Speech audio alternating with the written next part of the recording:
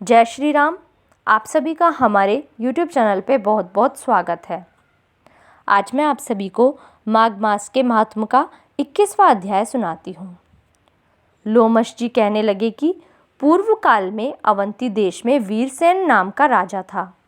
उसने नर्मदा के किनारे राजसूय यज्ञ किया और अश्वमेघ यज्ञ भी किए, जिनके खंभे सोने के बनाए गए। ब्राह्मणों को अन्न का बहुत सा दान किया और बहुत सी गाय, सुंदर वस्त्र और सोने के आभूषण दान में दिए।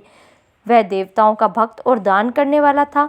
भद्रक नाम का एक ब्राह्मण, जो अत्यंत मूर्ख, कुलहीन, कृषि कार्य करने वाला, दुराचारी तथा अधर्मी था, वह भाई बंधुओं का त्यागा हुआ इधर उधर घूमता हुआ देव यात्रियों के साथ प्रयाग में आया और माघ में उनके साथ 3 दिन तक स्नान किया। वह 3 दिन में ही निष्पाप हो गया। फिर वह अपने घर चला गया। वह ब्राह्मण और राजा दोनों एक ही दिन मृत्यु को प्राप्त हुए। मैंने इन दोनों को बराबर इंद्रलोक में देखा।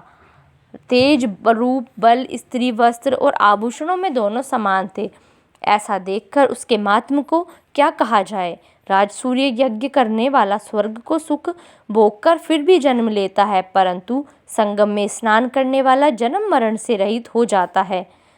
गंगा और यमुना के संगम की हवा के स्पर्श से ही बहुत से दुख नष्ट हो जाते हैं। अधिक क्या कहें, और किसी भी तीर्थ में किए गए पाप और माघ मास में प्रयाग में स्नान करने से नष्ट हो जाते हैं। मैं पिशाच मोचन नामक का एक पुराना इतिहास सुनाता हूँ।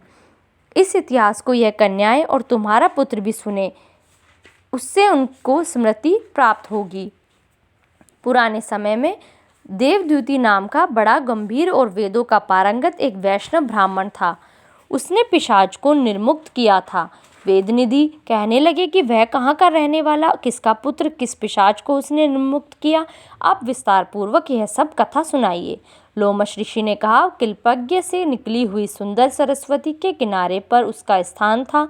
जंगल के बीच में पुण्य जल वाली सरस्वती बहती थी। वन में अनेक प्रकार के पशु भी विचरते थे। उस ब्राह्मण के श्राप के भय से पवन भी बहुत सुंदर चलती थी और वन चैत्र रथ के समान था। उस जगह धर्मात्मा देवद्युति रहता था। उसके पिता का नाम सुमित्र था और वह लक्ष्मी के वरदान से उत्पन्न हुआ था।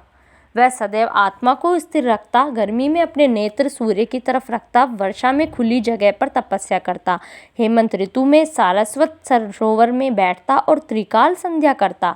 जितेंद्रिय और सत्यवादी भी था। अपने आप गिरे हुए फल और पत्तियों का भोजन करता था। उसका शरीर सूखकर हड्डियों मात्र रह गई थी। इस प्रकार उसको तप करते हुए वहाँ पर 1000 वर्ष बीत गए। तप के प्रभाव से उसका शरीर अग्नि के समान प्रज्वलित था। विष्णु की प्रसन्नता से ही वह सब कर्म करता। दधीचि ऋषि के वरदान से ही वह श्रेष्ठ वैष्णव हुआ था। एक समय उस ब्राह्मण ने वैशाख महीने की एक एकादशी को हरि की पूजा कर उनकी सुंदर स्तुति तथा विनती करी। उसकी विनती सुनकर भगवान उसी समय गरुड़ पर चढ़कर उसके पास आए।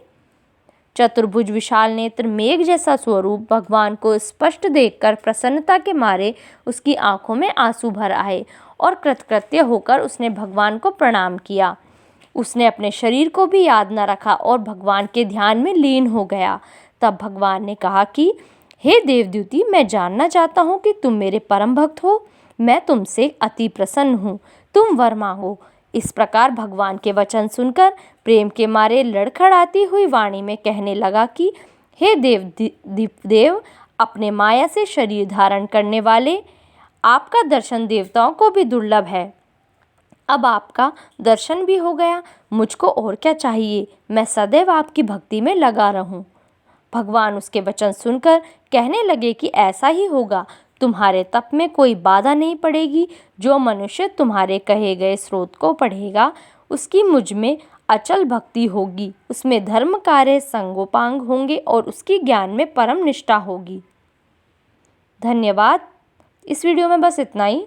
यदि आपको मेरी वीडियो अच्छी लगे तो प्लीज़ लाइक कीजिए, शेयर कीजिए और मेरे चैनल को सब्सक्राइब कीजिए।